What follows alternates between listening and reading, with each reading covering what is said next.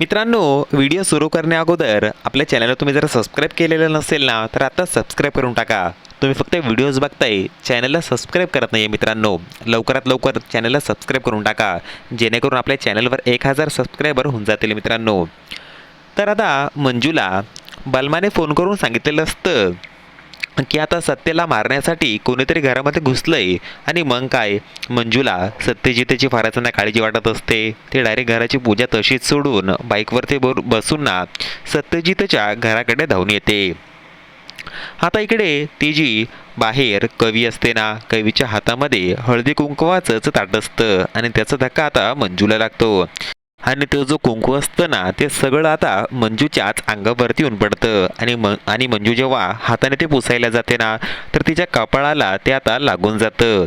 आता सत्यजित जो असतो ना, त्याच्या रूममध्येच बसलेला असतो. रूममध्ये बसलेले असताना सत्यजितच्या हातामध्ये मंजूचाच ना फोटो असतो. त्या फोटोकडे सत्यजित बघत बसलेला असतो आणि बोलू लागतो की वाघमारे, अहो 3 वर्षांपासून तुम्ही नाही या शहरात, परंतु आता तुम्ही आलाय ना, तर तुमच्या येण्याने ही दिवाळी खूपच ना आनंददायी जाणार आहे माझी, असं तो ना बोलत असतो. त्यानंतर आता मंजू सत्यजितचं जे बेडरूम असतं ना, त्या बेडरूमच्या बाहेर येऊन उभी राहते. बाहेर खूपच गागाड गोंधळ सुरू असतो. मंजू आता त्या ठिकाणी हाका मारत असते की सत्या दारुगड.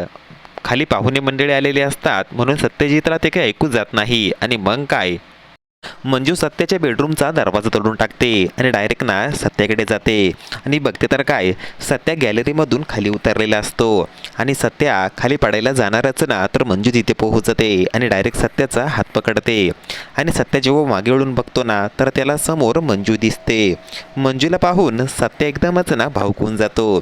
त्याला खरं तर मंजू माझ्या डोळ्यांसमोर उभी येते हे माझ्या बेडरूममध्ये, यावरती विश्वासच ना बसत नाही. आणि मग काय, ती सत्याला जाब विचारू लागते की काय रे, इथे काय करतोयस तू. आणि तेवढ्यात बाबा आणि बलमासुद्धा मागून येतात. आणि आता सत्यजित बोलू लागतो की वाघमारे, अहो मला वरती तर घ्या ना तुम्ही. मंजू आता सत्याला पकडते आणि वरती घेते. आणि घेता घेताच दोघांचा तोल जातो. दोघंही एकमेकांना जाऊन ना मिठी मारतात. त्यानंतर पुढे आता सत्यावर मंजू फारच ना चिडून जाते आणि बोलू लागते, काय रे मूर्खा, तुला जर काही झालं असतं तर माझं काय झालं असतं. जेव्हा ती असं बोलते ना, तेव्हा सत्या मंजूकडेच बघत असतो. आणि मंजूला कळतं, अरे मी हे काय बोलून बसले. आणि ती बोलू लागते, नाही म्हणजे मला वरती उत्तर द्यावे लागले असते ना. त्यानंतर आता बलमा बोलत असतो, बघितलं नियतीनेच या दोघांना एकत्र आणलं. तर मंजू बोलते, काय म्हणालास बलमा. तर बलमा बोलतो, नाही नाही काही नाही. तर बाबाही आता बोलू लागतो, मंजू पण तू इथे. तर मंजू बोलते, मला कुणाचा तरी फोन आलेला होता की सत्याला मारण्यासाठी अनोळखी व्यक्ती घरामध्ये घुसलाय म्हणून. तर आता इकडे बलमाना बोलू लागतो की हो, त्या माणसाला मी सुद्धा ना बघितलेलं होतं. घरामध्ये पूजा सुरू असताना आता मंजू खाली येते. खाली आल्यानंतर मंजूकडे कुणाचंच ना लक्ष जात नाही, मायाचंही जात नाही. आणि मंजू पूजामध्ये सामील होऊन जाते. दिव्याईचं समोर दर्शन घेते आणि जाता जाता ती आता बोलू लागते, मी ऐनवेळेला इथे पोहोचले. सत्य जर वरून खाली पडला असतं तर किती महागात पडलं असतं हे. त्याला जर काही झालं असतं तर देवी आई, आता तुलाच ना माझ्या सत्याची काळजी घ्यावी लागणार आहे, असं बोलून मंजू आता बाहेर निघून जाते. हे सगळं वरून सत्य आणि बलमाना बघत असतात. बलमाला आता बोलत असतो, वा वा मस्त, या वेळची दिवाळी आहे ना, एकदमच प्रसन्न जाणार आहे माझी. आता काय, फटाके वाजूया आपण. जा बंदोबस्त कर बलमा. मंजू आता बाहेर आलेली असते. पडवळ बाहेरच असतो. आणि आता भारती मॅडमसुद्धा बाहेरच असते. मंजूने दोघांसाठीही बाहेर प्रसाद आणलेला असतो. ती पडवळ आणि भारती मॅडमला प्रसाद देऊ लागते आणि बोलू लागते, तुम्ही अजून गेला नाहीत का घरी.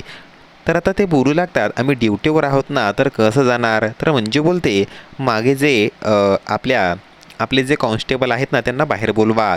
तुम्हाला कोणी वरती जाताना दिसलं होतं का. तर कोणीच मंजूला बोलत नाही की आतमध्ये कोणी गेलं किंवा बाहेर आलं. तर मंजू बोलते, मग मला असा का फोन आलेला की घरामध्ये कोणी घुसलंय. आता मंजू नेमकं त्या ठिकाणी जे काही घडलेलं असतं ना, त्याबद्दलच त्यांना जाब विचारू लागते. आता इकडे पूजा वगैरे झाल्यानंतर माया आता त्या ठिकाणी जमलेले जे लोक असतात ना, त्यांना आता बोलू लागतात की चला चला माया, पॅलेसमध्ये तुम्ही आलेली आहात ना, तर आता माझ्यासोबत फोटो घेऊया, सेल्फीही घेऊया, बसा बसा, असं बोलून आता सर्वजण एका रांगेत उभे राहतात आणि सवी आणि कवी त्यांचे ना फोटोज काढत असतात. आता सत्य आणि बलमा घराच्या बाहेर फटाके वाजवत असतात. फटाके वाजवत असतानाच आता त्याला समोर मंजू दिसते आणि आता सत्य मंजूकडे जातो आणि बोलू लागतो की वाघमारे मॅडम, नाही म्हणजे बोलायचं आहे मला, नाही म्हणजे मला माहिती आहे आमच्या घरात तुम्हाला खाल्लेलं अजिबातच आवडणार नाही आहे, परंतु आमच्या घरामध्ये आज जे काही झालं आहे ना स्वयंपाक वगैरे ते सगळं या आजींनी बनवलं आहे. प्लीज आता नाही बोलू नका, प्लीज चला ना आमच्या घरामध्ये जेवायला, असं सत्य मंजूला आग्रह करत असतो. तर मंजू आता सत्यासोबत जेवायला घरामध्ये जाते.